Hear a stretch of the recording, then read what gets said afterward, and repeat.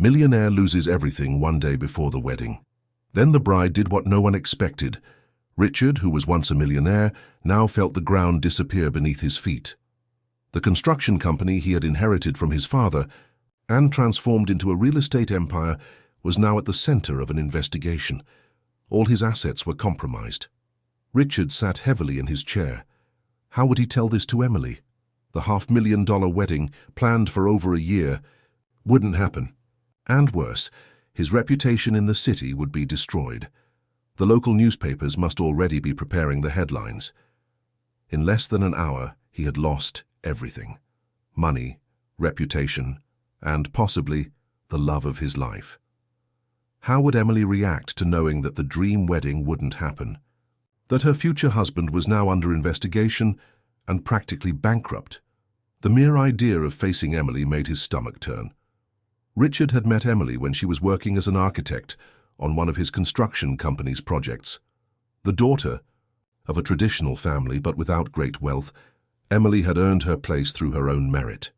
Intelligent, determined, and with a natural beauty that required no exaggeration, she had resisted Richard's dinner invitations for months.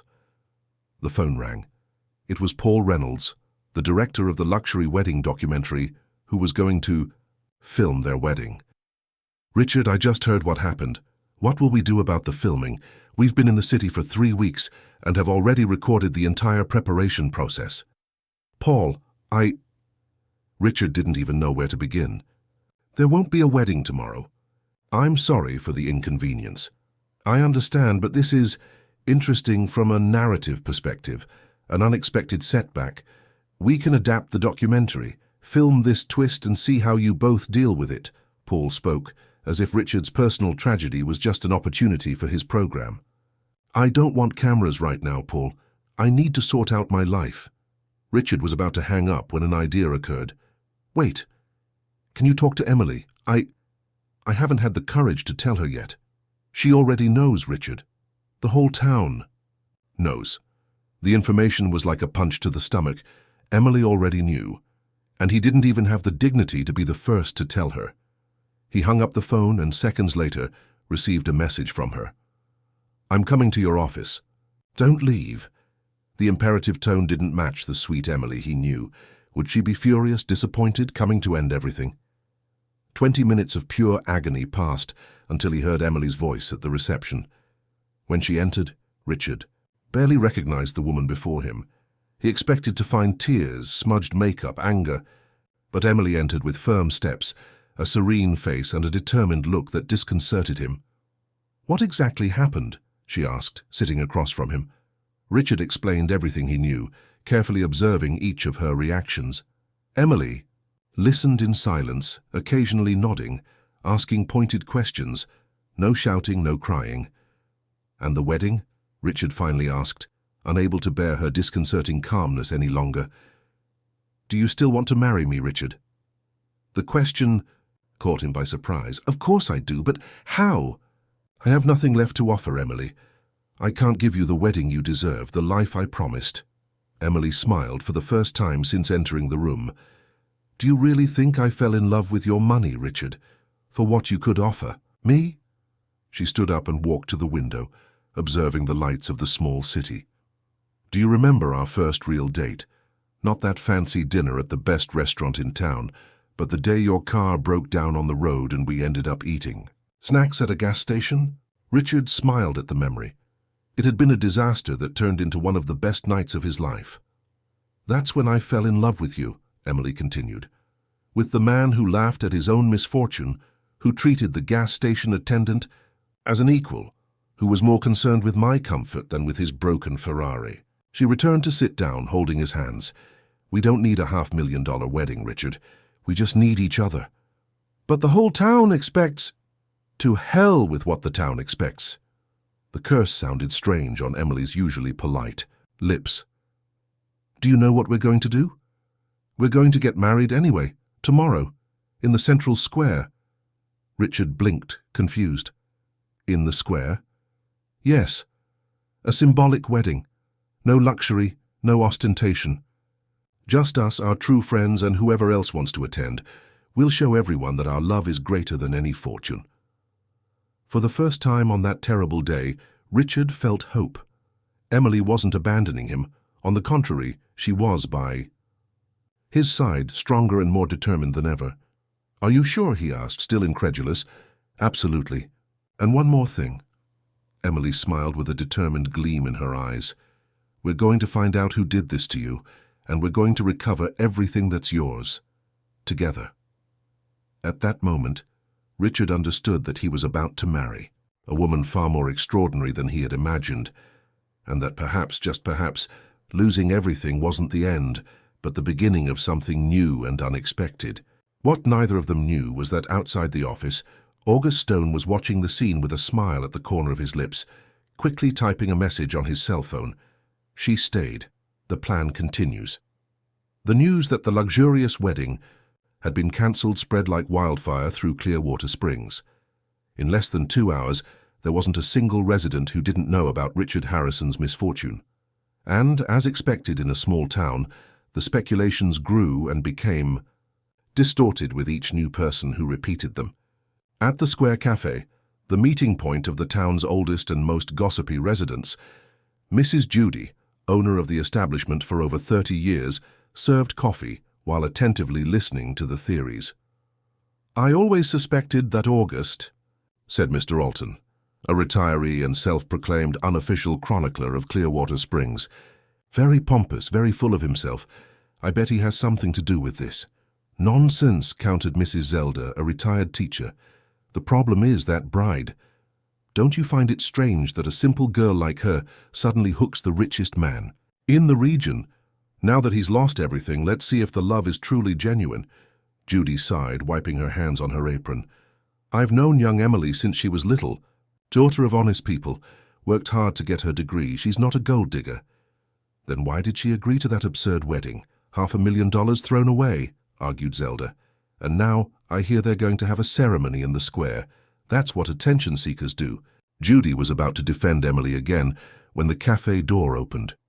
To everyone's surprise, Emily herself entered, accompanied by her best friend, Camilla Reynolds. The silence was instantaneous and awkward. Emily pretended not to notice, approaching the counter with a polite smile. "Good morning, Mrs. Judy. 2 coffees to go, please." While Judy prepared the coffees, the buzz returned, now in whispers. Emily could feel the judgmental looks and hear fragments of conversations. "Poor thing. Serves her right. Gold digger." "Don't mind them," whispered Camilla, squeezing her hand. "I'm not," replied Emily, maintaining an upright posture. "These same people who are now judging us will be in the square tomorrow, securing the best spots to watch the show." Judy handed over the coffees, refusing to accept payment. "On the house, dear, and know that not everyone here is against you." Emily thanked her with a sincere smile. "You're invited to the wedding tomorrow, Mrs. Judy. It will be simple, but genuine." When the 2 friends left, the buzz increased. Outside, Emily finally let out a heavy sigh. "It's harder than I imagined," she confessed. Camilla hugged her around the shoulders. "That's normal. But are you sure, Emily? I mean, it's a lot of pressure. No one would blame you if I abandoned Richard now that he's lost everything." Emily interrupted with a firm look. "No, Camilla, I'm not that kind of person. And beside," she hesitated for a moment, "there's something strange about this whole story." "What do you mean?" "I don't know exactly, but I know Richard. He's meticulous with business, always cautious. How could he be caught by surprise like this overnight? And why just before our wedding?" Camilla considered the question for a moment. "You think it was a setup? That someone deliberately wanted to harm him?" "I don't know, but I intend to find out." Emily looked across the square, where Paul Reynolds' team was setting up equipment. "And speaking of strange things, what are those documentary people still doing here?" "Oh, you didn't know. Paul decided to continue filming anyway. He says the story became even more interesting now. From riches to rags and the power of true love. Something like that." Emily frowned, irritated. "That's ridiculous. We're going to become a circus." "Too late." Camilla pointed to a man approaching them. "Look who's coming." Emily immediately recognized Matthew Fountain, her ex-boyfriend from college, and the current main cinematographer of the documentary. Tall, With a confident smile and penetrating green eyes, Matthew had always known how to get attention. "Emily, I was just looking for you," he approached, completely ignoring Camilla. "We need to talk about tomorrow's filming." "There won't be any filming, Matthew. I already spoke with Paul." "He didn't tell you?" Matthew seemed genuinely surprised. "Richard authorized it. We just left his office. He said you both decided together to turn this situation into something positive." Emily felt a wave of irritation. Had Richard made this decision without consulting her? "I need to go," she said to Camilla, handing her the coffee. "I'm going to talk to Richard right now." Matthew smiled, placing his hand on her shoulder. "Don't be too hard on him, Emily. Richard is trying to salvage what he can from this situation. In fact," he hesitated, as if pondering whether he should continue. "He asked me to show you some scenes we've already edited. He said it might help you see the potential of the new documentary format." Emily looked at him, suspicious. Something in Matthew's expression deeply bothered her. "Fine, show me these scenes." "Great, we have a monitor set up near the bandstand, shall we?" Emily followed Matthew, while Camilla watched the scene with concern. There was something in the way Matthew looked at Emily that made her uneasy, as if he had been waiting for this moment for a long time. Dear listener, if you're enjoying the story, take a moment to like and especially subscribe to the channel. It really helps us who are just starting out. Now continuing. In Richard's office, the situation was chaotic. Lawyers were coming and going, phones were ringing incessantly, and Richard himself seemed to have aged 10 years in just a few hours. In the midst of this turmoil, August Stone maintained a disconcerting calm. "Don't worry, Richard, we'll resolve this," he repeated while organizing documents. "I've already spoken with our contacts at the bank. If we can prove there was forgery, we can reverse the freeze within days." Richard massaged his temples, feeling a growing headache. "Days? The wedding is tomorrow, August," then he remembered, or rather it would be. "Emily wants to hold a symbolic ceremony in the square." August stopped what he was doing, visibly surprised. "In the square? Are you kidding?" No, it was her idea, to show that our relationship doesn't depend on money or status. "And you agreed to this?" August sounded almost indignant. "Richard, think about your reputation. Isn't the financial scandal enough? Now you're going to expose yourselves this way?" "My reputation has already gone down the drain, August," Richard replied, irritated. "And what matters now is Emily. She didn't abandon me when she could have." "Easily done so." August adjusted his expensive tie, visibly uncomfortable. Of course, I admire her loyalty. I'm just concerned about you, my friend. All this exposure." The conversation was interrupted by the entrance of Paul Reynolds, the documentary director. With his 50 years, perfectly styled grey hair, and designer glasses, Paul emanated an aura of creative authority. "Richard, glad I found you. We need to sort out the details for tomorrow." Richard looked at Paul in confusion. "What details?" "I didn't authorize any filming." Paul frowned, looking from Richard to August. "But your partner said you had approved. That you wanted to transform this situation into an inspiring example." Richard turned slowly to August, who maintained a neutral expression. "I thought it would be good for your image, Richard," explained August, showing no embarrassment. "A businessman who faces adversity with dignity. That could help restore your credibility." Before Richard could respond, his phone rang. It was Emily. "Emily, Did you authorize the filming for tomorrow without consulting me?" Her voice was tense. "No, I just found out that August did this in my name." There was a brief silence on the line. "Matthew told me it was you. He's showing me some scenes they've already edited." "Matthew?" Richard felt a pang of jealousy at hearing the name of Emily's ex-boyfriend. "Don't believe him, Emily. I didn't authorize anything." "All right, I believe you. But something strange is happening, Richard." She lowered her voice. "The scenes Matthew showed me, some seem manipulated. There are cuts in our conversations that make it appear that we're not happy together." Richard felt a chill run down his spine. "Where are you now?" "Near the bandstand, in the central square." "Stay there. I'm coming to get you." Richard hung up and faced August and Paul. "I want all filming stopped now. And I want to see all the material that has already been produced. Everything. Paul seemed genuinely confused. Richard, I don't understand. We're trying to help. Help? Richard gave a bitter laugh. My partner authorized filming in my name. Your cinematographer is showing my fiancée edited material that, according to her, was manipulated to make us appear unhappy. What kind of help is that? Paul looked at August, who maintained an impassive expression. I don't know what you're talking about, Richard, said August calmly. There must be some misunderstanding. Go get Emily, calm down, and then we'll talk. Richard grabbed his jacket and quickly left the office, leaving the two men behind. As soon as the door closed, Paul's expression changed. What's going on, August? You assured me you had his approval. August smiled, helping himself to a glass of whiskey from Richard's private bar. And I do. He just doesn't know it yet. Don't worry, Paul, you'll have your documentary, with a much more interesting ending than a simple, luxurious wedding. I don't like this. Matthew is going too far with these edits. Matthew knows what he's doing. August took a sip of the whiskey. He has personal motivations for separating those two, and we have our own reasons for wanting to see Richard Harrison completely ruined, don't we, Paul? Paul adjusted his glasses, visibly uncomfortable.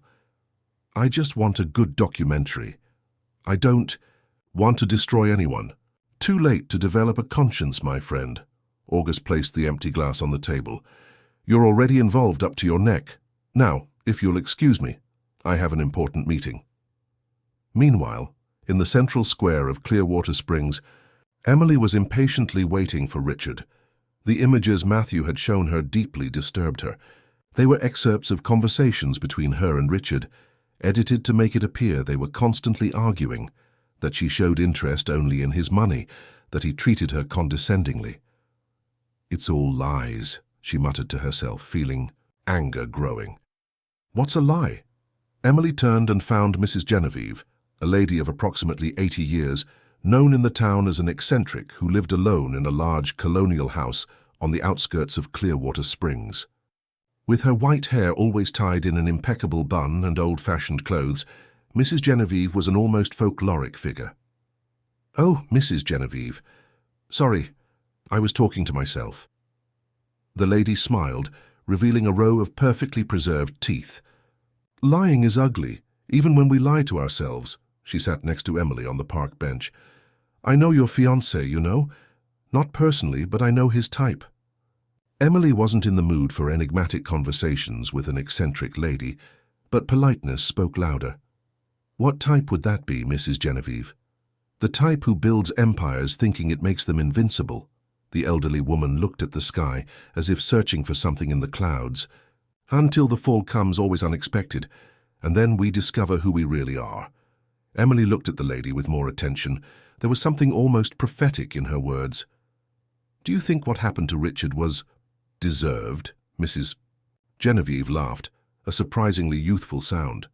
Nothing that happens to us is by chance, my dear. Neither deserved nor undeserved. Just necessary.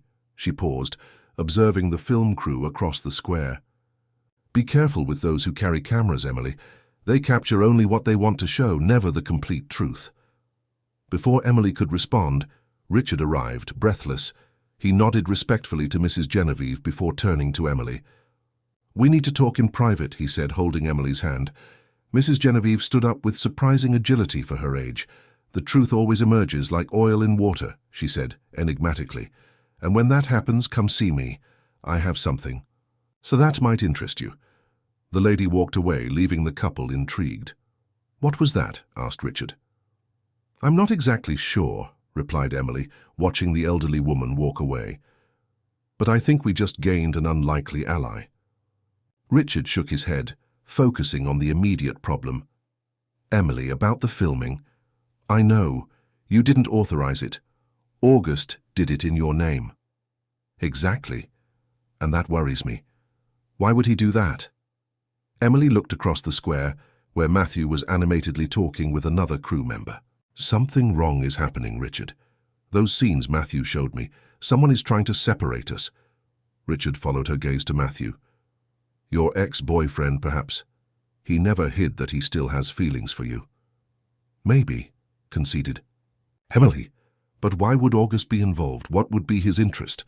Richard ran his hand through his hair, frustrated. I don't know. Nothing makes sense. First the company, now this. Emily squeezed his hand, determined. We'll find out, Richard. Together. But first we need to decide about tomorrow. Do you still want to marry me in a simple ceremony, in front of this entire town of gossips? For the first time on that terrible day, Richard smiled genuinely, more than ever. What they didn't notice was that, across the square, Matthew was discreetly filming them, and beside him, watching the scene with a satisfied smile, was August Stone. The wedding morning dawned with a surprisingly blue sky for that time of year. The central square of Clearwater Springs was busier than normal for a Saturday, with curious onlookers arriving early to secure the best spots. At Emily's house, the atmosphere was a strange mixture of tension and serenity. Unlike the original plan, which included a team of professional makeup artists and hairdressers, now Emily was preparing with the help of her mother, Mrs. Clare, and Camilla. "Are you sure about this, honey?" asked Mrs. Clare for the third time, while adjusting the simple white dress that Emily had bought years ago for a graduation ball and never worn. "There's still time to postpone. Wait for all this confusion to pass." "Mom, we've already decided," Emily replied patiently, while Camilla finished her natural makeup. "Richard and I are going to face this together. Start over if necessary." Claire sighed, worried. A widow for 10 years, she had raised Emily alone, working as a seamstress to ensure her daughter's education. Seeing Emily about to marry a man who had just lost everything caused her conflicting feelings. "You really love him, don't you?" she asked, observing her daughter's determined face in the mirror. "More than I imagined possible," Emily smiled, holding her mother's hand. "And it's not for what he has or doesn't have, it's for who he is." Camilla, who was watching the scene with teary eyes, cleared her throat to disguise the emotion. "All done. A beautiful bride, even without the $1,000 professional makeup," she joked, trying to lighten the mood. Emily looked at herself, in the mirror. The simple dress, the light makeup, the loose hair with just a white flower as an ornament. She was so different from the bride she had imagined being, and at the same time, she felt more authentic than ever. "It's perfect," she said with sincerity. The sound of the doorbell interrupted the moment. Camilla went to answer, and returned with a confused expression, holding a yellowed envelope. "It's for you, Emily. The messenger said it's urgent, but wouldn't say who sent it." Emily opened the envelope with curiosity. Inside, there was a single sheet of paper with what appeared to be a copy of an email. The message was short, but its content made Emily's blood freeze. "August to Matthew. Everything confirmed for tomorrow. As soon as the judge formalizes the account freeze, we initiate phase 2. Remember, she cannot suspect our agreement until it's too late. Her part in the documentary must show exactly what we agreed. $500,000 will be transferred once Richard is completely ruined." Emily read the message 3 times, trying to process what it meant. August and Matthew were working together to ruin Richard. "What is it, honey?" asked Claire, concerned about Emily's sudden paleness. "I think I just discovered who's behind all this." Emily carefully folded the paper and stored it in the small purse she would carry. "But I need concrete evidence." Camilla approached, concerned. "What are you going to do? Show this to Richard?" Emily thought for a moment. "Not yet. I don't want to disturb him more than he already is. Today is our wedding, despite everything. Afterward, we'll investigate together." Meanwhile, in the small apartment that Richard maintained in the center of town, which fortunately was in his mother's name, having escaped the judicial freeze, the groom was also preparing for the ceremony. Without his usual driver, without expensive suits, without gold cufflinks. Just an ordinary man nervous about his wedding. The doorbell rang. Richard was surprised, as he wasn't expecting anyone. When he opened the door, he found August impeccably dressed. "I came to pick up my friend for his wedding," he said with a big smile. "Just because things have changed doesn't mean I'll stop being your best man." Richard felt a wave of gratitude. Despite all the confusion of the last few days, August remained by his side. "Thank you, August. That means a lot to me." "We're practically brothers, Richard," August entered, observing the simple apartment. "And brothers support each other in difficult times. By the way, I have news about our case." Richard finished buttoning his shirt, excited. "Did you discover something?" "Not yet who's behind the forgeries, but I secured a hearing with the judge. For Monday, there's a good chance we can reverse the freeze, at least partially." "That's great." Richard felt a wave of hope. "Emily will be happy to know." August sat down, crossing his legs elegantly. "Speaking of Emily, are you sure about this wedding in the square? There's still time to postpone, wait for everything to be resolved." "Absolutely. Emily is the best thing that ever happened to me, August, and she proved it in the last few days." "Of course. Of course," August smiled, but the smile didn't reach his eyes. "I'm just concerned about you both, all this exposure, the malicious comments." Richard adjusted the simple tie in front of the mirror. "None of that matters. What matters is that in a few hours, Emily will be my wife." He turned to face his friend. "And then we'll begin to rebuild everything, together." August nodded, standing up. "Well, then we'd better go. Your big day awaits." In the central square, a small structure had been set up during the night, without the $5,000 flower arch, without the imported satin chairs, without the red carpet extended for 50 meters, just a simple, improvised altar, some ordinary chairs and flowers picked from the town's gardens.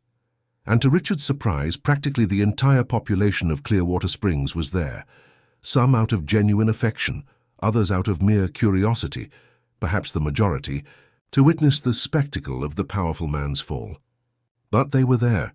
Paul Reynolds's team was also present, with cameras strategically positioned. Richard had agreed to the filming, but with one condition. He and Emily would have access to all the raw footage afterward. From one side of the square, Richard arrived, accompanied by August. From the other came Emily, radiantly simple in her white dress, arm in arm with her mother. When their eyes met in the middle of the crowd, everything around them seemed to disappear. There were no curious onlookers, no cameras, no financial scandal, just a man and a woman about to promise eternal love to each other. And at that moment, both knew, regardless of what lay ahead, they would face it together. The ceremony was conducted by Father Anthony, a 70-year-old gentleman who had baptized Emily as a baby. Simple, emotional, without ostentation, but with a sincerity that touched even the most skeptical present. When the time came for the vows, Emily surprised everyone by taking a folded paper from her small purse. "This is not the speech I had prepared for our original wedding," she began with a firm voice. "That one spoke about realized dreams, achievements, and a brilliant future. But I realized that none of that really matters." She looked directly into Richard's eyes. "What matters is that I choose you, Richard. For richer or poorer, in sickness and in health, I choose to face the storms by your side, to fight your battles as if they were mine, and to build something new from the ashes of what we lost. Because our love is not in material possessions, bank accounts, or appearances. It's here." She placed her hand over her heart. "Unshakable, true, and stronger than any adversity." There wasn't a dry eye in the square. Even the most cynical were touched by the sincerity of those words. Richard, moved, took Emily's hands in his. "Emily, I had a memorized speech, pages and pages of grand promises and pompous declarations, but now I realize that all I need to say is, thank you. Thank you for staying by my side when it would have been easier to leave. Thank you for showing me that I am more than my assets, my social position, or my name. You see me for who I really am, and that is the greatest gift anyone could give me. I promise to honor that gift every day of my life, being the man you deserve, fighting for our future, and never forgetting that the greatest treasure I have is your love." The applause was spontaneous and emotional. For a brief moment, the couple forgot all suspicions, all worries. That moment was theirs, pure and true. When Father Anthony declared them husband and wife, and they sealed the union with a kiss, the entire square erupted in applause. Improvised confetti of shredded paper flew through the air, thrown by children who had been infected by the emotion of the moment. In the middle of the crowd, Mrs. Genevieve observed the scene with an enigmatic smile. By her side, a young woman, whom no one in town knew, was discreetly recording something in a small notebook. "It's all noted, Mrs. Genevieve," said the young woman, "just as you asked." "Excellent," replied the elderly lady without taking her eyes off the couple. "The truth will begin to appear sooner than they imagine." Across the square, Matthew was filming the scene with an unreadable expression. Beside him, Paul Reynolds seemed genuinely moved. "This is pure gold, Matthew," commented the director. "Their sincerity, we don't need edits. The real story is more powerful than any script we could create." Matthew adjusted the camera, focusing on Emily. "Perhaps," he replied dryly, "but we still have an agreement to fulfill." Paul looked at the cinematographer with growing discomfort. "You really loved her, didn't you?" Matthew didn't answer, continuing to film the couple who were now receiving congratulations from the guests. "Love is for fools, Paul," he finally said. "What matters is the end result, and we're going to deliver exactly what was ordered." The small improvised reception that followed the ceremony was held in the square's bandstand itself, without luxury catering, without an international band, without French champagne. Just simple food, prepared by residents who sympathized with the couple, music from a small local band and soda served in plastic cups, and surprisingly it was one of the happiest parties Clearwater Springs had ever witnessed. Emily and Richard were dancing in the center of the bandstand, absorbed in each other, when Mrs. Genevieve approached them. "A beautiful wedding," commented the elderly lady, with her enigmatic smile. "Much more genuine than that ostentation you had planned." "Thank you, Mrs. Genevieve," replied Emily genuinely. "You were right. Sometimes we need to lose everything to discover what really matters." The elderly lady nodded, satisfied. "Now that the formalities are over, how about a visit to my house? Tomorrow? I have something to show you, something that might help clarify this intriguing situation." Richard and Emily exchanged intrigued looks. "What is it about?" asked Richard, curious. "Let's just say I have experience in recognizing certain patterns," replied Mrs. Genevieve mysteriously. "And your case, Richard Harrison, follows a pattern I know very well. Bring that paper you received today, Emily. It will be useful." Emily's eyes widened in surprise. "How do you know about the paper?" Mrs. Genevieve laughed softly. "I know many things, dear, more than people imagine. Tomorrow at 3 in the afternoon at Rose House." With that, she walked away, losing herself among the guests. Dear listener, if you're enjoying the story, take a moment to like and especially subscribe to the channel. It really helps us who are just starting out, now continuing. "What an enigmatic lady," commented Richard, watching her walk away. "Do you really think she knows something?" "I don't know," replied Emily thoughtfully, "but at this point any help is welcome." The party continued cheerfully until early evening. When the last guests were beginning to say goodbye, August approached the couple. "An unforgettable day, without a doubt," he commented, embracing Richard. "Congratulations, my friend. You proved that love overcomes any adversity." "Thank you for being here, August," replied Richard, moved. "It means a lot to me." August turned to Emily, politely kissing her hand. "Officially welcome to the family, Emily. Now we're all one team." Emily forced a smile, remembering the content of the paper in her purse. She wanted to confront him right there, but knew it wasn't the moment. She needed more evidence, more certainty. "Thank you, August. I can hardly wait to see how this team will work." The look they exchanged was brief, but loaded with hidden meanings. A silent battle had been declared, and both knew it. When they were finally alone, walking hand in hand to the small apartment that would now be home to both, Emily took the paper from her purse. "We need to talk, Richard." He looked at the paper, concerned. "What is this?" "A clue about who might be behind everything that happened to you." Emily explained about the anonymous envelope, showing Richard the contents. As he read, his face went from surprise to anger, and then to the pain of betrayal. "August," he murmured, incredulous. "My best friend, almost a brother." "And Matthew," added Emily bitterly. "My ex-boyfriend, the two working together to destroy us." Richard slowly folded the paper, processing the information. "But why? What would be the motive? August is rich in his own right. He's a major shareholder in several of our ventures. What gain would he have from my ruin?" "I don't know," admitted Emily. "But perhaps Mrs. Genevieve knows more than she appears to. Let's visit her tomorrow, as she suggested." Richard nodded, protectively embracing Emily. "Whatever the truth is, we'll face it together, as husband and wife." The next morning, Richard woke to the sound of persistent knocking at the door. Still drowsy, he put on a robe and went to answer. To his surprise, it was Paul Reynolds, looking agitated and uncomfortable. "Paul, what happened?" "Can we talk?" asked the director, nervously looking at the empty hallway. "It's important." Richard hesitated but ended up inviting him in. Emily appeared in the living room, equally surprised by the early morning visit. "Sorry to bother you so early," began Paul, visibly nervous. "But I need to warn you. Something is happening behind the scenes of the documentary, something I didn't approve." Emily and Richard exchanged significant looks. "What kind of thing?" asked Emily cautiously. Paul took a deep breath before continuing. "Matthew is editing the material in a completely distorted way. He's turning your story into a kind of farce, implying that your marriage is an arrangement of convenience, that Emily is with you only out of interest, that your bankruptcy was deserved. And you only realized this now?" Richard's voice had a tone of accusation. "Actually," Paul seemed genuinely embarrassed. "I knew there was a plan to give the documentary a different angle, but I didn't imagine they would go this far. Yesterday, after the wedding, I saw some of the edits Matthew made. It's pure manipulation, slanderous and cruel." "And why are you telling us this now?" asked Emily, suspicious. Paul sat down, suddenly looking exhausted. "Because I have a reputation to uphold. I've been a documentarian for 20 years. I've won awards for my integrity. I can't associate my name with a farce of this magnitude."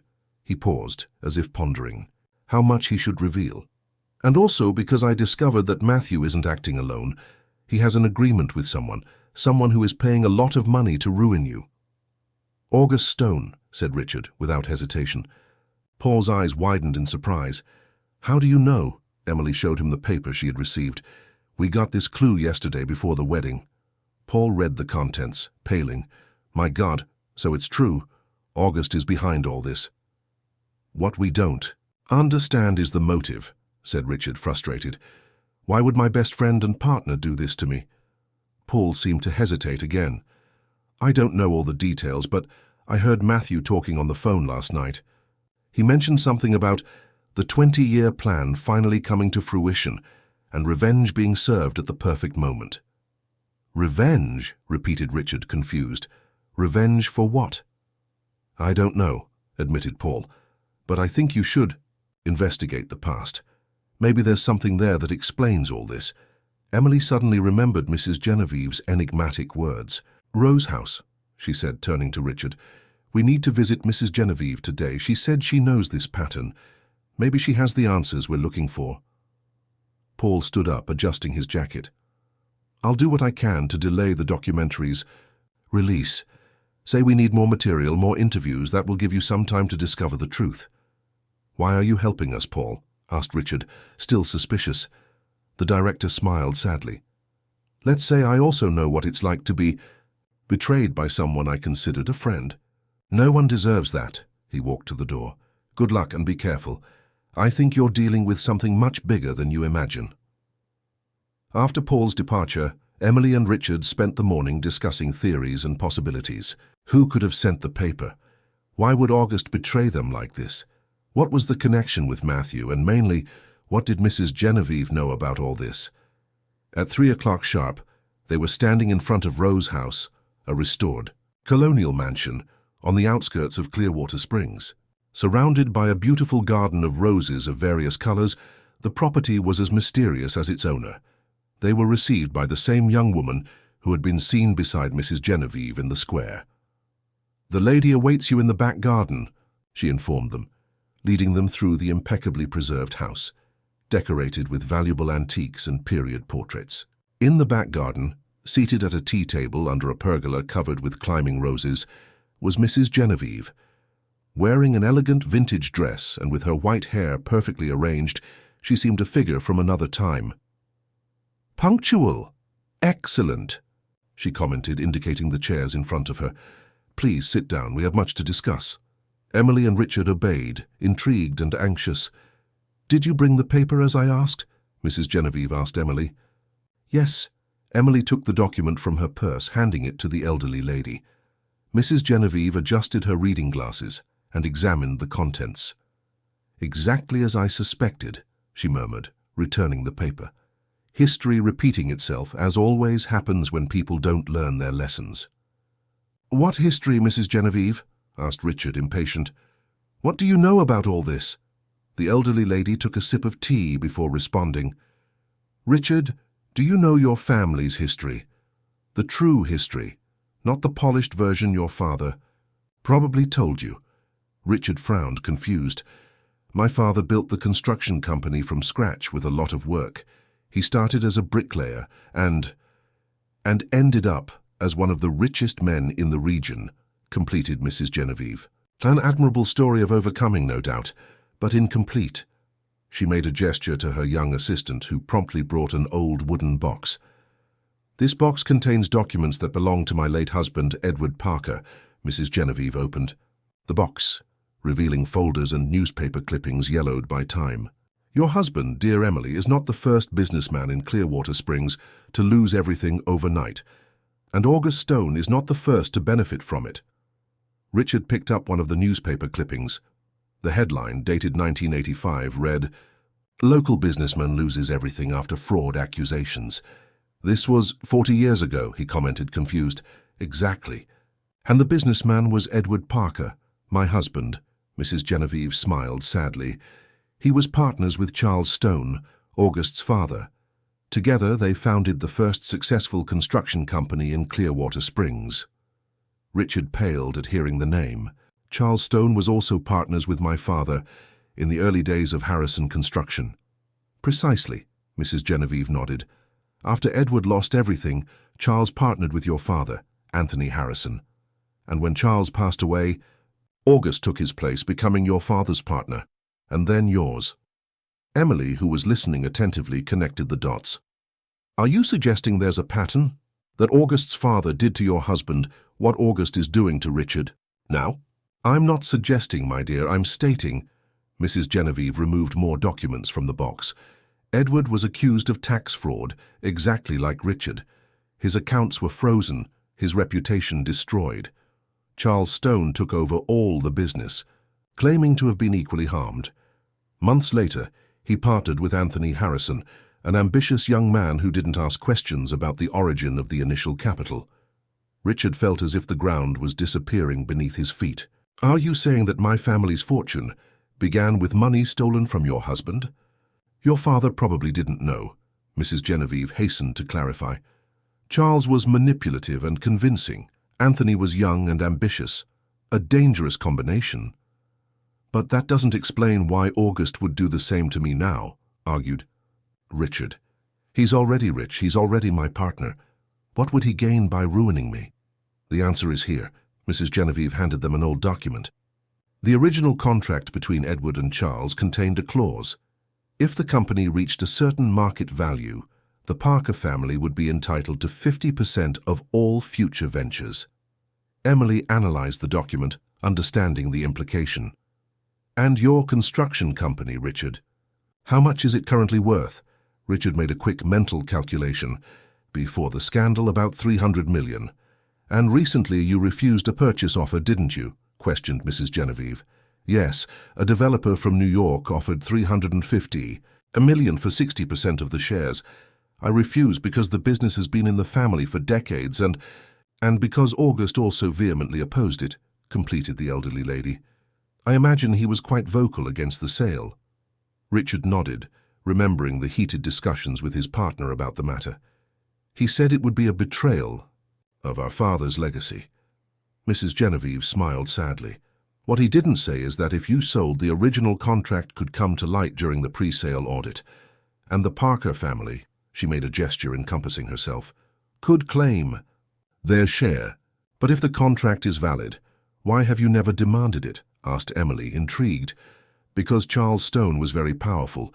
He destroyed all other copies of the contract, bribing a local notary. This one," she pointed to the document, "is the only one left, and he didn't know of its existence.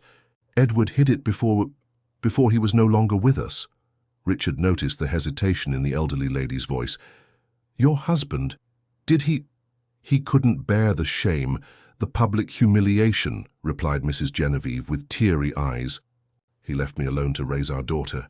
"Your daughter?" questioned Emily, surprised. "I never knew you had a daughter." I had to send her to live with relatives in New York to protect her from Charles Stone's influence. She grew up far from me, built her own life. Today, she's a respected lawyer, specializing in corporate fraud cases. Mrs. Genevieve smiled with pride. And she's ready to help you recover what is rightfully yours. This young woman.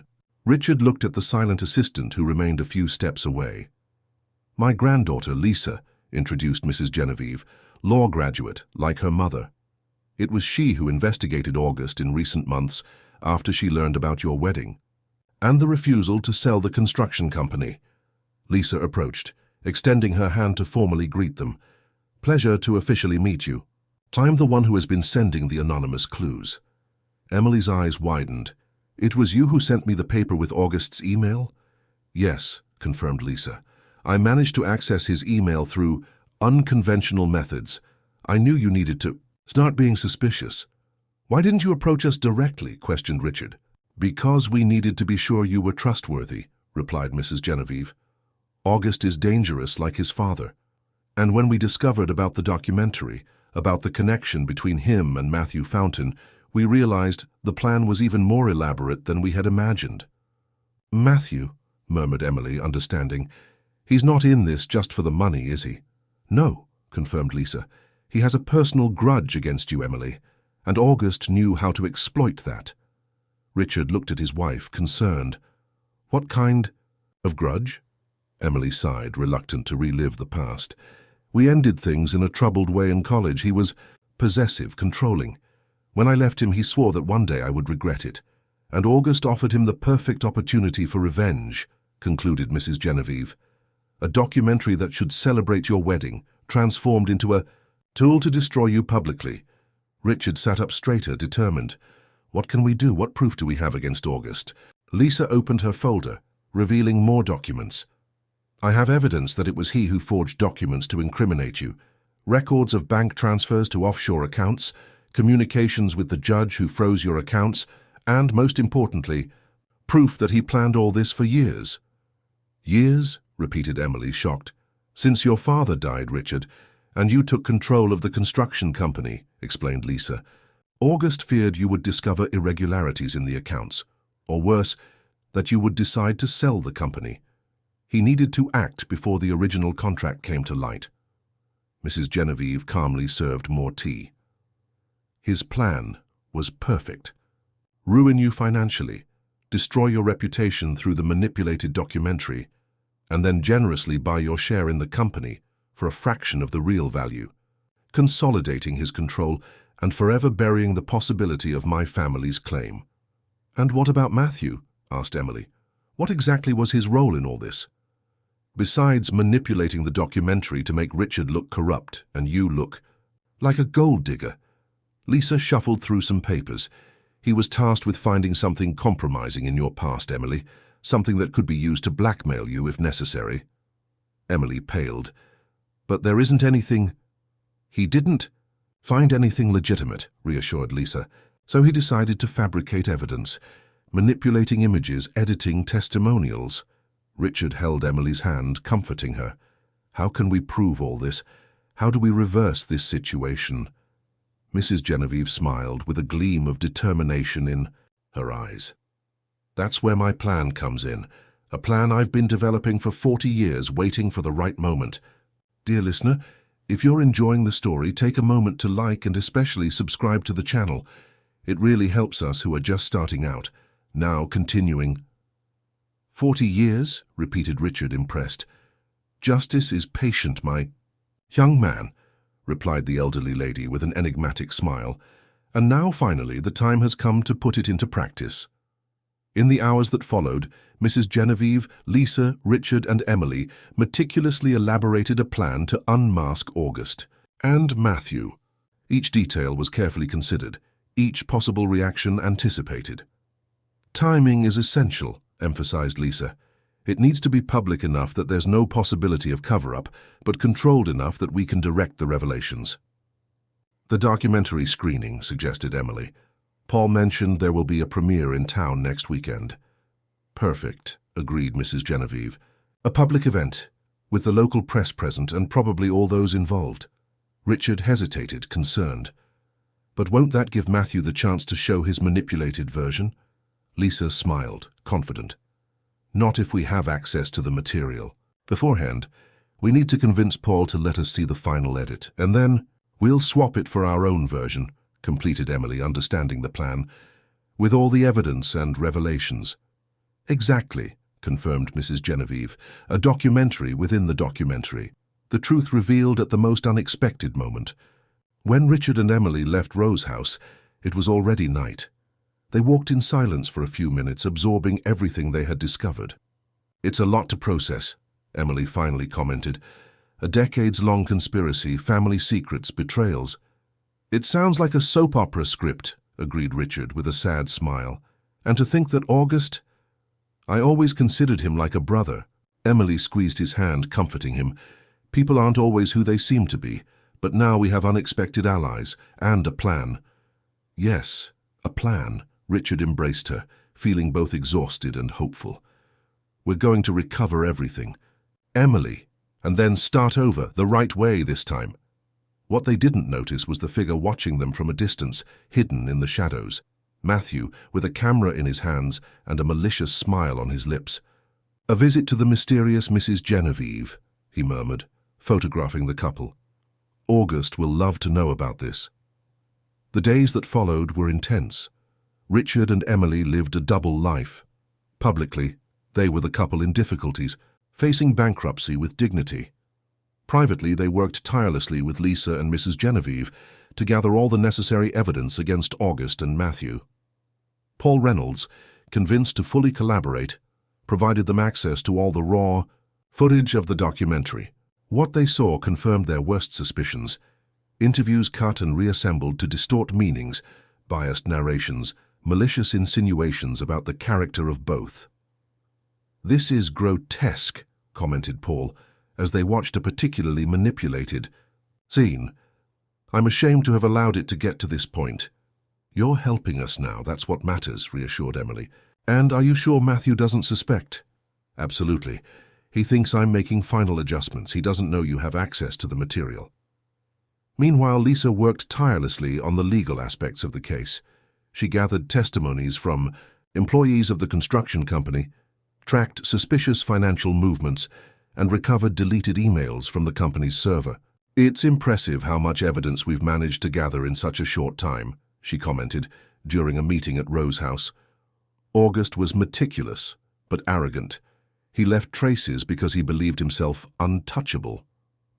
Mrs. Genevieve, in turn, discreetly mobilized her contacts in town. Old friends, people who had also been harmed by the Stone family over the years, all willing to testify when the time came. 2 days before the documentary premiere, Emily received an unexpected message from Matthew, requesting a private meeting. It must be a trap, opined Richard, concerned. Or an opportunity, countered Lisa. If we can record him confessing something, it's risky, insisted Richard. He might be suspicious. I'll meet him, decided Emily, determined. But not alone. You'll be nearby and I'll have a recorder. The meeting was set at the Square Cafe, a public place enough for Emily to feel safe. Richard and Lisa positioned themselves strategically at nearby tables, pretending not to know each other. Matthew arrived punctually with his usual charm and a smile that didn't reach his eyes. Emily, beautiful as always, he greeted, sitting down. Thank you for coming. What do you want, Matthew? She asked directly. He feigned surprise at her coldness. Just to talk, see how you're handling all this. It must be difficult, your husband losing everything just as you start a life together. We're fine, united. Matthew smiled, incredulous. Really? That's not what it looks like in the footage I have. You know, facial expressions, tones of voice. The camera captures much more than people realize. Emily felt a chill but maintained her composure. What exactly are you implying? Nothing, he shrugged, falsely casual. I'm just saying I have interesting material that could be reinterpreted depending on certain circumstances. Are you blackmailing me, Matthew? He laughed, as if the idea were absurd. Blackmail is an ugly word. I prefer to think of it as a negotiation, an exchange of favors. Emily leaned forward, determined to make Matthew reveal more. What kind of favors? Simple. The documentary airs in 2 days. The current version is, well, let's say not very favorable to you and your ruined husband. But that can change. In exchange for... Matthew also leaned in, lowering his voice.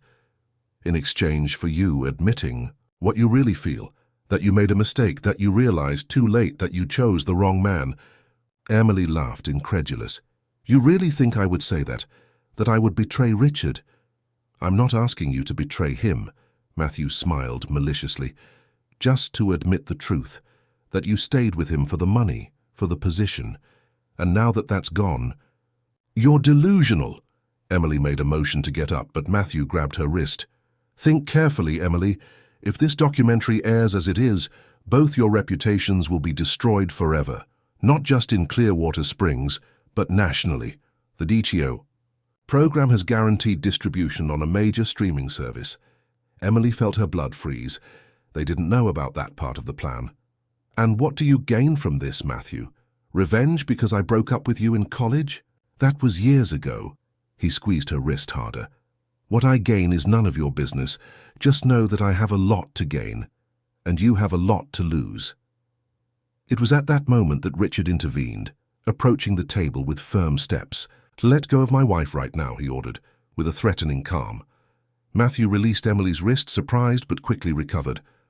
Richard, what a coincidence. We were just talking about you. I heard everything, replied Richard. Every word of your pathetic blackmail attempt. Matthew paled slightly but maintained his arrogant posture. I don't know what you're talking about. Just a conversation between old friends. Friends don't blackmail each other, intervened Emily, showing the small recorder she kept in her pocket. And friends certainly don't conspire to destroy each other's lives. Matthew looked at the recorder, then at the couple, evaluating his options. You don't know who you're messing with, he finally said, standing up. This goes far beyond what you imagine. We know exactly who we're dealing with, replied Richard. The question is, do you? Are you sure August is reliable, that he won't throw you to the wolves when it's convenient? Something wavered in Matthew's look, a brief hesitation, a shadow of doubt. What are you talking about? Richard decided to take a risk. I'm talking about August's plan B, the one that involves you taking all the blame if something goes wrong. That bank transfer record with your name? That authorization to edit the documentary signed only by you? All perfectly architected so that you're the only one to blame. It was a bluff, but it worked. Matthew's face showed genuine concern. You're lying. Are you sure? Questioned Emily. Why don't you ask him? Or better, why don't you check for yourself? Matthew ran his hand through his hair, visibly disturbed. This doesn't change anything. The documentary will air. You're finished. We'll see, replied Richard calmly. But when everything is destroyed, ask yourself, who will be the next to be discarded? August Stone has a history of betraying allies when they're no longer useful. Matthew quickly left the cafe, shaken. Richard and Emily exchanged satisfied looks. Do you think he'll go straight to August? She asked. Without a doubt. And with luck, this little seed of distrust we planted will grow. Lisa approached, having witnessed everything from her table. We got the recorded confession. It's not explicit, but it's incriminating. And most importantly, we confirmed that the documentary has guaranteed national distribution. That considerably increases the risks, pondered Richard. And the rewards, completed Emily. The bigger the audience, the greater the impact of our revelation. That night they met again at Rose House for the final adjustments to the plan. Paul Reynolds had gained access to the editing room and was ready to swap the files in the early morning before the screening. Timing will be essential, emphasized Mrs. Genevieve. August needs to be present, as well as all those involved. And we need to ensure that none of them have a chance to stop the screening once it has begun. I've taken care of that, informed Paul. The screening will be on the town cinema's digital system. Once started, it can only be stopped by the responsible technician who will be my trusted assistant. And what about Plan B? Questioned Lisa, always cautious. If something goes wrong with the screening, we have copies of all the evidence printed, ready to be distributed, replied Emily. And Lisa has already filed a formal complaint that will be delivered to the authorities exactly at 8 p.m. when the screening will be at its peak. Richard observed the group with admiration. In a few days, these extraordinary women had assembled a foolproof plan to recover everything he had lost. More than that, to do justice to a story that had begun decades before his birth. August didn't understand one fundamental thing, he commented thoughtfully. What? Asked Emily. That money, company's reputation, all of that can be rebuilt. But trust once broken is impossible to restore, and by betraying my trust he committed his fatal error. The next morning, on the eve of the big revelation, Richard received an unexpected call. It was August, sounding strangely nervous. "Richard, we need to talk urgently, in private, without Emily." "Why? What happened?" "I can't talk on the phone. I'll meet you at the office in an hour." Richard consulted Emily and Lisa, who encouraged him to go. "It's an opportunity to see what he's plotting," argued Lisa. "But be careful. Don't reveal anything about our plan." When Richard arrived at the office, he found August visibly agitated, something unusual for someone always so controlled. "Matthew Fountain is an idiot," was the first thing he said, as soon as Richard entered. "He's starting to make absurd demands, threatening to reveal things." Richard feigned surprise. "What are you talking about? Reveal what?" August seemed to realize he had said too much, quickly composing himself. "Nothing important, just problems with the documentary. Apparently he edited some scenes in a creative way. It might harm your image." "My image is already harmed." "August," replied Richard calmly, observing each reaction of his partner. "I lost everything, remember? Thanks to a mysterious scam that you still haven't been able to fully explain. We're working on it." August seemed genuinely offended. "You think I'm not doing everything I can to help you?" Richard decided to push a little more. "I'm starting to wonder exactly that, August, especially after certain things I discovered recently." August's face hardened. "What things?" "Interesting conversations, old documents, stories about our fathers, about how our company really began." For the first time, Richard saw fear in August's eyes. It was brief, quickly masked, but undeniably present. "I don't know what you're talking about." August tried to sound unconcerned without success. "Our fathers built this company with honest work." "My father, perhaps." Richard kept his gaze fixed on August. "But yours? I have my doubts." August rose abruptly, walking to the window. "Be careful what you insinuate, Richard. My father was a respected man in this town." "Feared, you mean? As Edward Parker feared him before losing everything to him, before being destroyed exactly as I was." August turned slowly with an unreadable expression. "So you've been talking to old Genevieve?" It wasn't a question. "That woman is senile, inventing stories to compensate for the fact that her husband was an incompetent who couldn't manage the business." Richard felt a wave of anger, but controlled himself. "Is that the story your father told? That Edward was incompetent? That's not what the documents I saw suggest." "What documents?" August's voice betrayed his concern. "You'll know soon." Richard stood up, preparing to leave. "In fact, everyone will know tomorrow at the documentary premiere." "What are you talking about?" August tried to block his path. "Richard, if you're planning something stupid—" "For the first time in my life, August, I'm doing exactly the right thing." Richard sidestepped him, heading for the door. "And unlike Edward Parker, I won't allow you or any other stone to destroy what I've built." On the way back home, Richard received a message from Emily. "Just got a call from Paul. Matthew contacted him wanting to meet urgently. Says he has evidence against August that he wants to hand over." A crack in their plan, thought Richard. Exactly as we expected. Upon arriving home, he found Emily, Lisa, and Paul animatedly discussing.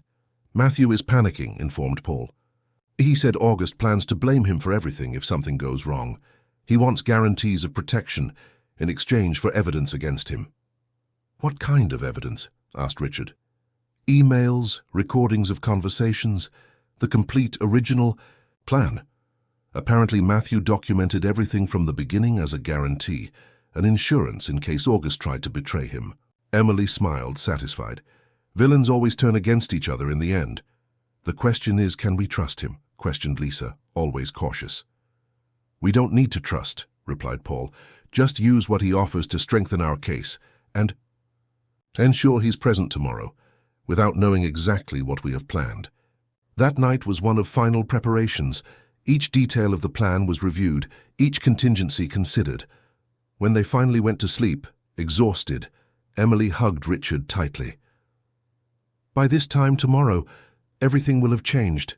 She whispered, for better or worse. For better, he assured, kissing her softly. Because regardless of the outcome, we will have done what's right. Together. On the morning of the big day, the town of Clearwater Springs was buzzing with anticipation for the premiere.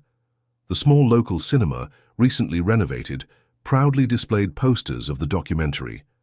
From Riches to Rags, The Fall and Redemption. Of an empire. The images showed Richard and Emily in apparently happy moments, contrasting with dramatic scenes of the bankruptcy, creating a visual narrative that promised bombshell revelations. Ironic, commented Emily, observing the posters as they drove past the cinema. They have no idea what revelations will really come. The afternoon passed in growing tension.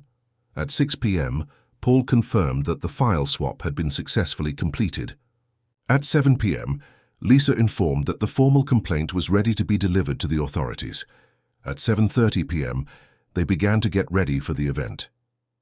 Remember, emphasized Mrs. Genevieve as they said goodbye at Rose's house, you must appear surprised, even shocked, at the revelations. No one can suspect you knew beforehand what would be shown. And if August tries to stop the screening? Asked Emily, nervously adjusting the simple but elegant dress she had chosen. My contacts are already positioned, reassured the elderly lady. And Lisa will be in constant contact with the authorities. If he tries anything, he'll be detained immediately.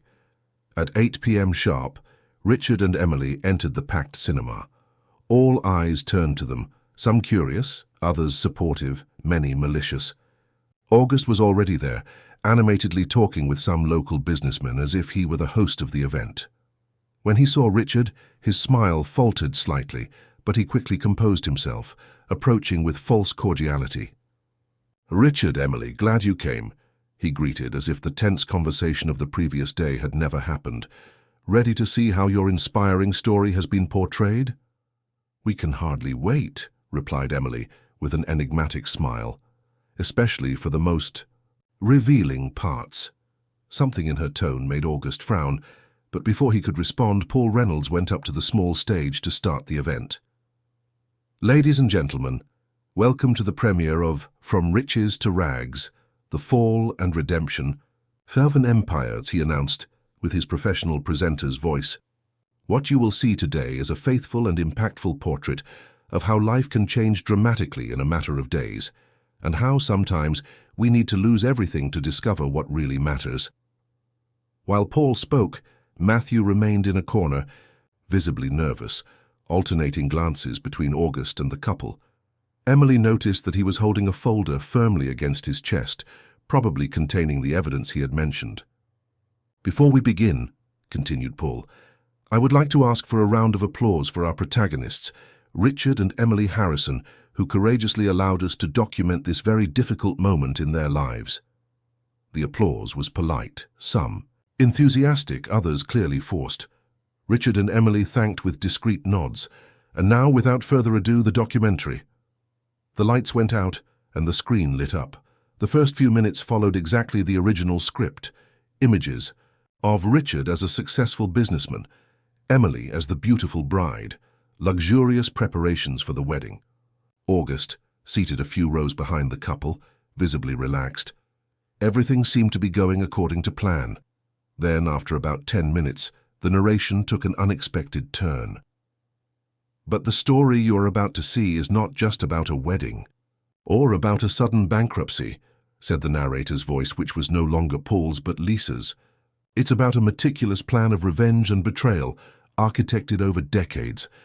It's about how history tends to repeat itself when justice is not done. August straightened in his seat, alarmed. Matthew, on the other side of the cinema, paled. The screen now showed old photographs. Edward Parker and Charles Stone, young, smiling, in front of what appeared to be the beginning of a construction company. The narration continued, detailing how the partnership began, how it prospered, and how it ended abruptly with the total ruin of Edward. Next, documents began to appear. The original contract between the families, bank records showing suspicious transfers, newspaper clippings documenting Edward Parker's fall, and then the connection to the present. Emails exchanged between August and Matthew detailing the plan to ruin Richard. Audio recordings of their conversations, the complete plan, exposed in all its sordid details. A growing murmur took over the cinema. People turned in their seats, looking at August, who seemed petrified. The camera then focused on an interview with Mrs. Genevieve, elegant and dignified, recounting how her husband had been destroyed, how she had had to send her daughter away to protect her, how she had kept the evidence for decades waiting for the right moment to reveal the truth. "Justice may be slow," she said on screen, "but it always arrives." The final part of the documentary showed Richard and Emily not as pathetic victims, but as people determined to discover the truth and fight for what is right. It included scenes of Lisa's investigation, of Paul's collaboration, of gathering the evidence, and it ended with a simple and powerful message. The truth cannot remain buried forever. When the lights came on, the cinema was in absolute silence.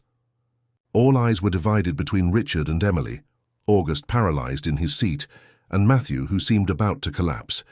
It was Richard who broke the silence, calmly standing up. "I think we owe some clarifications," he began with a firm voice. "What you just saw is not fiction. Each document, each recording, each piece of evidence presented is real and verifiable.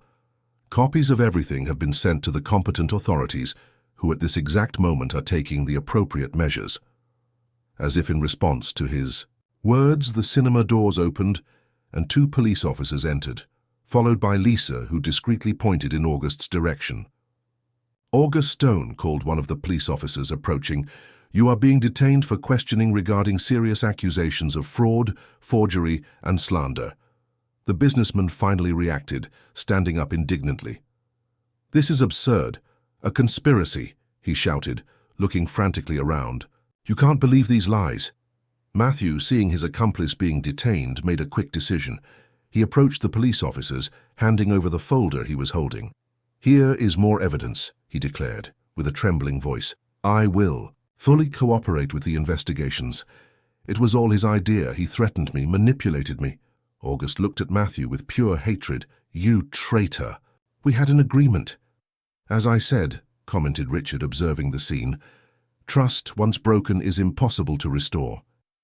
While August was being escorted out, still furiously protesting, those present began to express themselves. Some applauded, others heatedly discussed, many simply observed, astonished. Emily approached Richard, holding his hand. "It's over," she whispered. "Finally." "No," he corrected, smiling. "It's just begun. Our true story, without lies, without manipulations." Across the cinema, Mrs. Genevieve watched the scene with tears in her eyes. After 4 decades, the promise she had made to her deceased husband had been fulfilled. Justice, finally, for Edward Parker, and for all who had been harmed by the greed and cruelty of the Stone family. In the weeks that followed, the events in Clearwater Springs unfolded rapidly. The investigations revealed much more than the documentary had shown, a network of fraud, manipulation, and corruption that extended over decades and involved prominent figures in the town. August Stone was formally indicted for multiple crimes. Matthew Fountain, in exchange for a reduced sentence, agreed to testify against him, revealing even more sordid details of the plan. The freeze on Richard's accounts was revoked, and the assets that had been confiscated were returned. More than that, the original contract between Edward Parker and Charles Stone was recognized as valid, guaranteeing Mrs. Genevieve's family the right to 50% of all ventures derived from their original business with Harrison Construction. The documentary, now with its true version, was nationally broadcast, becoming a ratings phenomenon. Richard and Emily's story of betrayal and redemption touched thousands of people.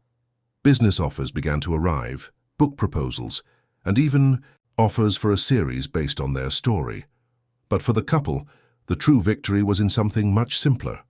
The truth had prevailed. 6 months after the fateful premiere, Richard and Emily were at Rose House, celebrating Mrs. Genevieve's 80th birthday. If someone had told me a year ago that I would be here, starting from scratch, sharing the family business with people I didn't even know, and feeling happier than ever, I would have thought it impossible, commented Richard, as they watched. The sun set in the rose garden. Mrs. Genevieve smiled, comfortably seated in her favorite chair. Life is full of twists, my young man. Some painful, others surprisingly good. The important thing is to never lose faith in justice. Lisa, who now actively managed her part of the business in partnership with Richard, approached with champagne, flutes. A toast, she proposed, distributing the drinks. To truth, to justice, and to new beginnings. And to family, added Emily, gently placing her hand on her 3-month pregnant belly. Both the one we choose and the one we create.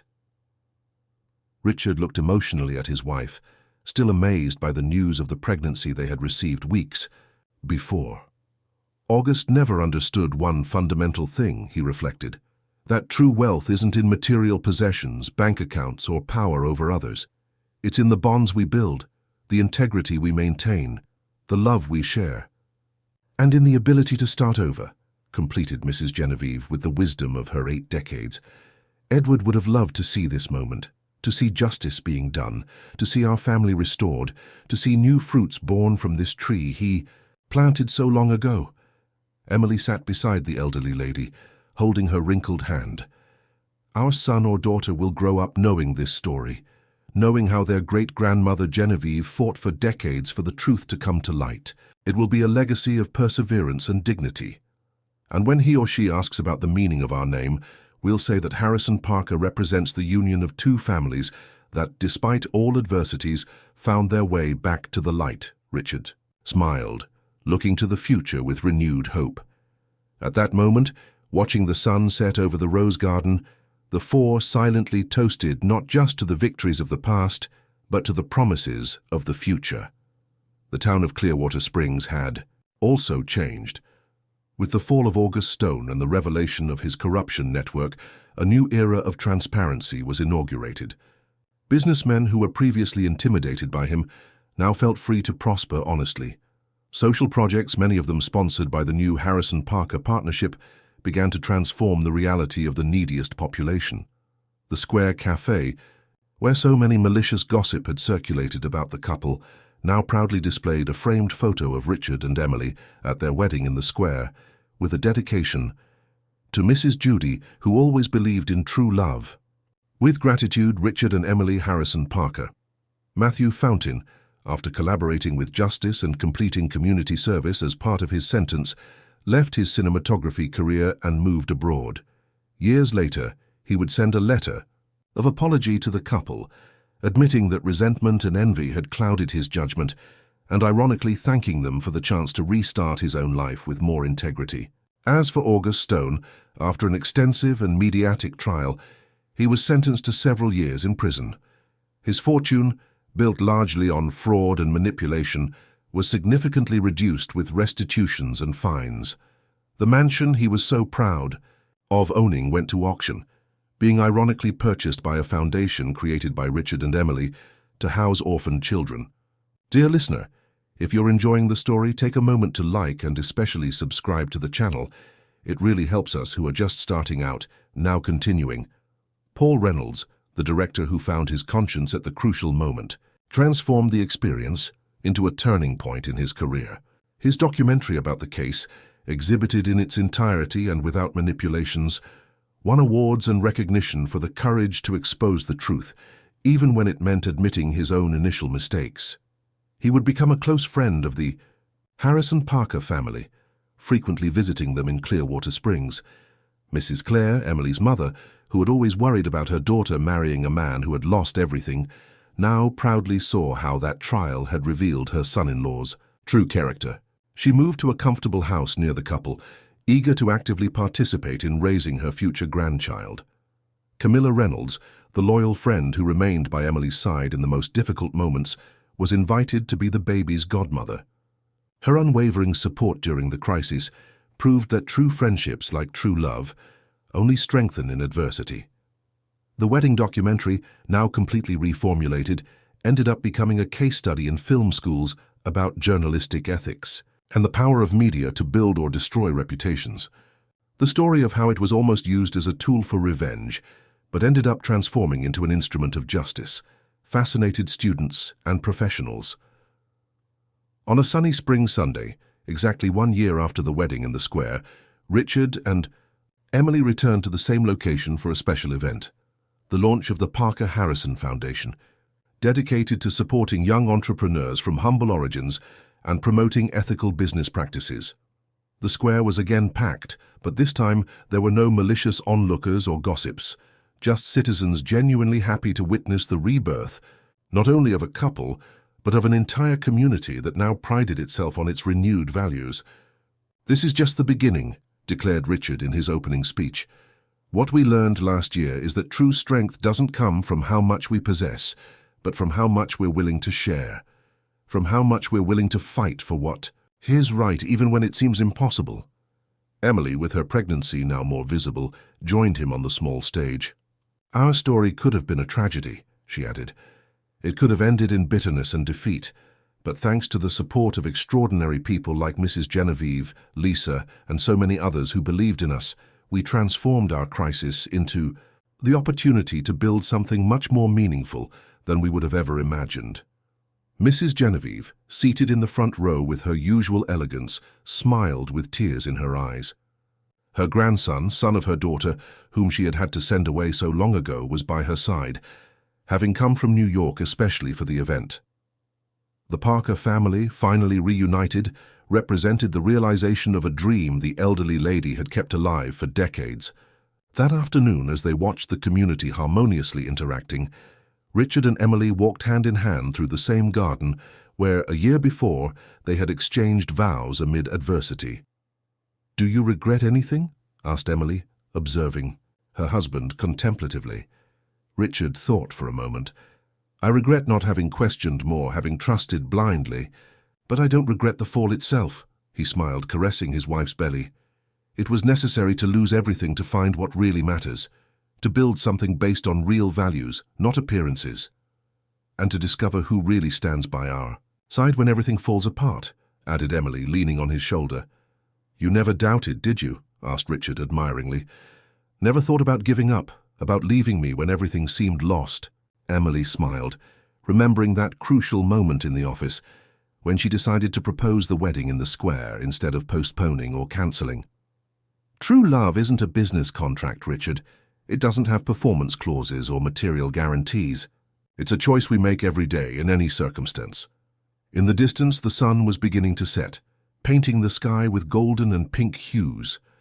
In 1 year, their lives had transformed in ways they could never have anticipated. The pain of betrayal, the public humiliation, the uncertainties, everything had converted into strength, wisdom, and a deeper appreciation for what truly mattered. Soon a new life would join them, a perfect symbol of the rebirth they had experienced. The child would grow up knowing not only the story of how their parents lost a fortune, but mainly of how they discovered true wealth, the one that no one could ever take from them. 6 months later, Clearwater Springs Municipal Hospital witnessed the birth of Edward Clare Harrison Parker, named in honor of the grandfather he would never meet, but whose legacy of integrity had finally been restored, and the maternal grandmother, who had always unconditionally supported her daughter. In the waiting room, an unlikely family anxiously waited.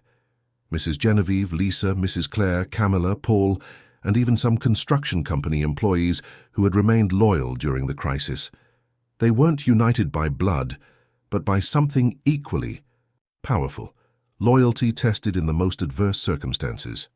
When Richard finally appeared in the hallway with tears of joy and exhaustion, everyone stood up in expectation. "It's a boy," he announced with a choked voice, "strong and healthy like his mother." Mrs. Genevieve was the first to embrace him. "Congratulations, my dear. Edward would be so proud of this moment," she whispered, with a trembling voice full of emotion. "Now the circle is complete. justice has been done not just in the courts but in the continuity of life. Richard led the elderly lady to meet the baby first, an honor everyone understood was deserved. Entering the room, they found Emily radiant, holding little Edward in her arms. "Mrs. Genevieve," called Emily with a luminous smile. "Come meet your great-grandson in heart." The elderly lady approached with careful steps, her eyes fixed on the small bundle. When she finally saw the baby's face, her tears flowed freely. "He has his eyes," she whispered, amazed. "The same eyes as my Edward." Emily and Richard exchanged emotional looks. They hadn't noticed the resemblance, but the coincidence seemed perfectly appropriate, as if the universe was sealing that union of families with an impossible but symbolically perfect genetic detail. "He will grow up knowing your story, Mrs. Genevieve," promised Emily. "He'll know how you fought for decades for the truth, how you never gave up even when it seemed impossible. And he'll learn that our true inheritance isn't material possessions, but the values we choose to defend," added Richard with his hand on the elderly lady's shoulder. "Integrity, perseverance, compassion." Mrs. Genevieve held the tiny hand of the baby between her wrinkled fingers. "Welcome, little Edward," she murmured, with a radiant smile. "You are born in better times, surrounded by people who have learned the most valuable lessons in life. May your journeys be guided by the light of truth that your parents fought so hard to reveal." In the years that followed, Harrison Parker Construction prospered under a renewed business philosophy. Richard and Lisa formed a business partnership. As successful as it was unexpected, he with his market experience, she with her legal acumen and unwavering commitment to ethics. Emily, combining her work as an architect with motherhood, created a social housing division within the company, developing innovative projects that transformed needy communities not only in Clearwater Springs, but in several cities in the region. Little Edward grew up hearing the extraordinary story of his family, not as a distant fairy tale, but as a living lesson about integrity, perseverance, and the transformative power of truth. At 5, he was already a constant presence at Rose House, sitting at Mrs. Genevieve's feet, absorbing stories of a past that, thanks to collective courage, had been redeemed. Rose House, in turn, was transformed into a cultural center and living museum, preserving not only Edward Parker's memory, but also documenting the story of how the truth, even after decades, finds its way to the light. And what about August Stone? After serving part of his sentence, he emerged from prison as a broken man, stripped of his arrogance and power. To everyone's surprise, it was Richard who extended a hand to him, not to re-establish the old friendship. Some breaks are irreparable, but to offer a chance at redemption through honest work in one of the family's foundations. "Why?" asked August when Richard made the offer. "After everything I did, why would you help me?"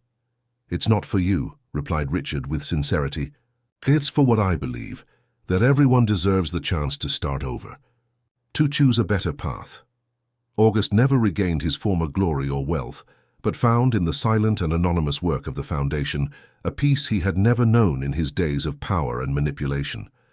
It wasn't friendship or complete forgiveness, but a form of restorative justice that benefited the entire community. On a quiet afternoon, when Edward turned 10, the family gathered again in the central square of Clearwater Springs. The place, now revitalized and even more beautiful, held the memory of that unlikely wedding that had marked the beginning of their extraordinary journey. "It seems like it was yesterday," commented Emily, as they watched Edward playing with other children near the bandstand. "And at the same time, it seems like another life," replied Richard, holding his wife's hand. "So much has changed." "We've changed," she smiled, leaning on his shoulder. "For the better, I hope." "Without a doubt." He softly kissed her forehead. "That crisis forced us to discover who we really are, what we really value. It was painful, but necessary." Emily observed Mrs. Genevieve seated on a nearby bench, now almost 90 years old, but still elegant and lucid, animatedly talking with Lisa about the foundation's new projects. "You know what impresses me most," reflected Emily? "How life weaves its stories. How something that began so many decades ago, with the betrayal suffered by Edward Parker, ended up uniting us in ways no one could have predicted."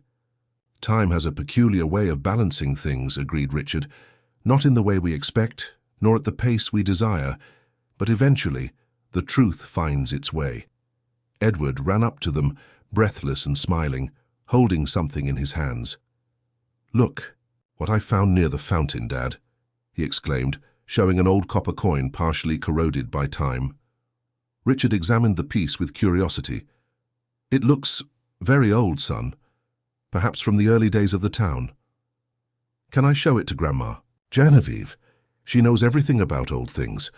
The boy was eager, his eyes shining with excitement. "Of course you can," Emily smiled, arranging the rebellious hair of her son.